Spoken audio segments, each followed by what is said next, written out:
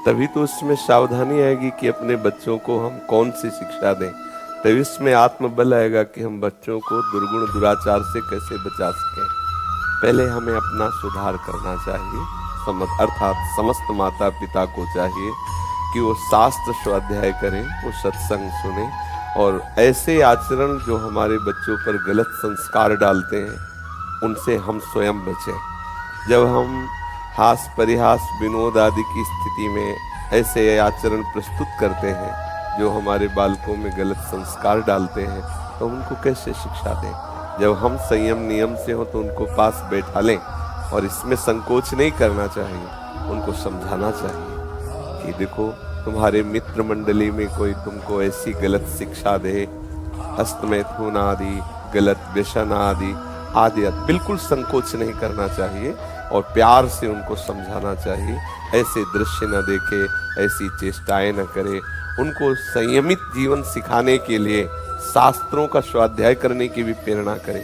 आज हमारा जो नवयुवक समाज है वो शास्त्र स्वाध्याय से वंचित हो रहा है और शास्त्रों की अवहेलना कर रहा है।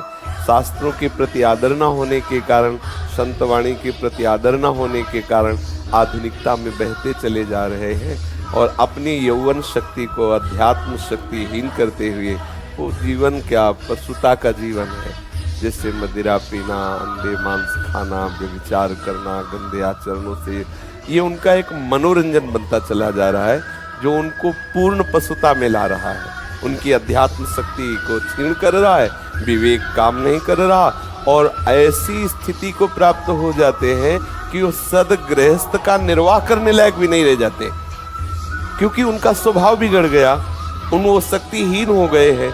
तो एक गृहस्थ धर्म का भी निर्वाह करने लायक नहीं, फिर क्या दुर्दशा जीवन में होती है। मान लो दोनों जीवन साथी यदि धर्म विहीन, शक्ति विहीन, विवेक विहीन है तो क्या गृहस्थाश्रम, कलह, अशांति, चिंता, तृष्णा, वासना उनको जलाती रहती है। इसलिए सबसे पहली बात शास्त्र स्वाध्याय करते हुए शास्त्र संयम से सदगृहस्थी का आचरण माता पिता करें।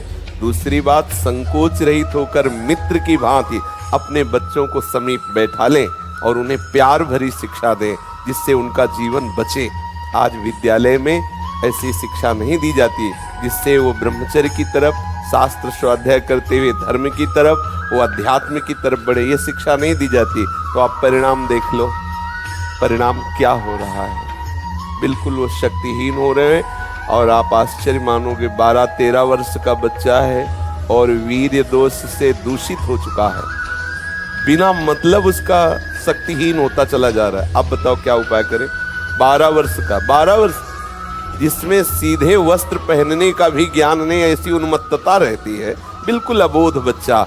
और वो नाना प्रकार की कुचेष्टाओं के दर्शन और संग से वो ऐसी दशा को प्राप्त हो गया कि हस्तमैथुन करना, स्वाभाविक वीर्यपात होना आदि आदि आदि। अब बताओ कैसे उसे सुधारा जा सकता। 12 वर्ष का, मतलब दिमाग ही काम नहीं करता कि इस वर्ष में ऐसी भावना। तो ये किसी एक की बात नहीं है, ये प्रायः फैल रहे। ये जो रोग है ये बहुत बुरी तरह फैल रहा है, वासना का रोग। और इसे हम सोचते हैं कि बच्चे हैं खेलने दो, वो बच्चे बहुत ही अपने आप का पतन कर रहे हैं, नाश कर रहे हैं, वो खेलने लायक नहीं रह जाएंगे।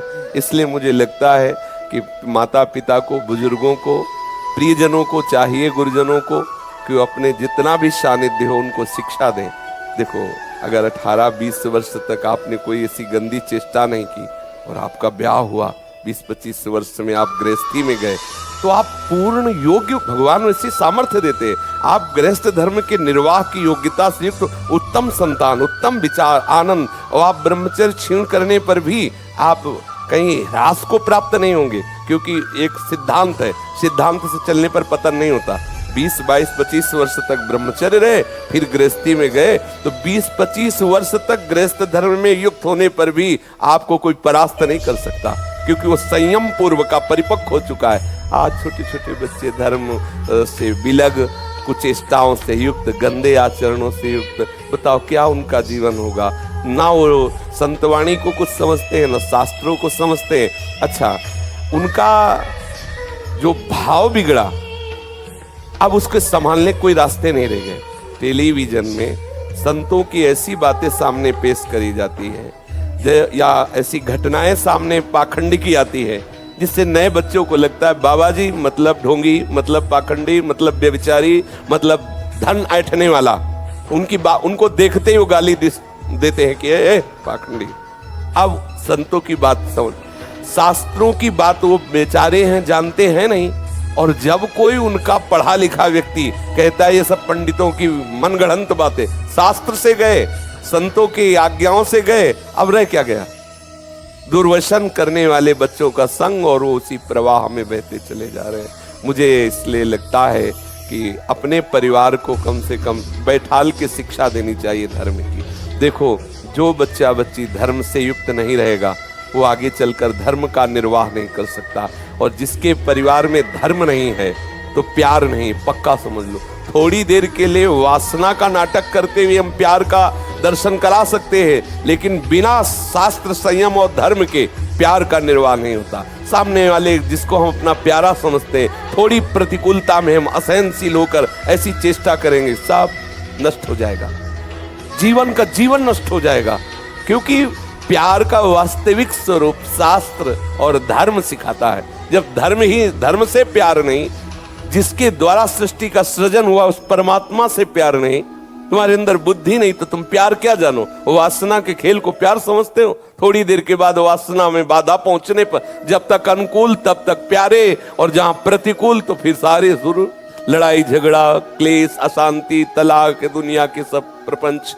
छोटे छोटे बच्चे अपने जीवन को नष्ट कर रहे हैं। इसलिए चाहिए कि सदगृहस्थ को, अपने माता पिता को चाहिए कि परिवार को सच्ची शिक्षा दे, सत्संग सुनाए, छोटी छोटी पत्रिकाएं गीता प्रेस गोरखपुर से महापुरुषों ने निकाल, वो उनको पढ़ने को दे, जिससे उनकी बुद्धि शुद्ध हो, समझे। बड़े बड़े महापुरुषों ने ब्रह्मचर्य पर शोध किया, अनुभव किया, वो सूत्र लिख रहे, उनको आचरण में हमारा खान पान व्यवहार पवित्र हो तो जीवन आनंदमय हो जाए, जीवन भगवतमय हो जाए। इसका लाभ यही है। अरे कम से कम जीना तो आ जाए। शराब पी करके माता पिता का अपमान करते हैं, भ्रष्ट आचरण करते हैं, ये क्या जीना है? ये क्या जीना है? आप विचार करो। और कहते हैं ये नई संस्कृति है, मतलब ये नए जमाने की वो VIP स्तर है। क्या भैया स्तर? प्रणाम ऐसे स्तर को जिसमें संयम नहीं है, सभ्यता नहीं है, जिसमें सदाचार नहीं, पवित्रता नहीं है। इसलिए ऐसा करना चाहिए।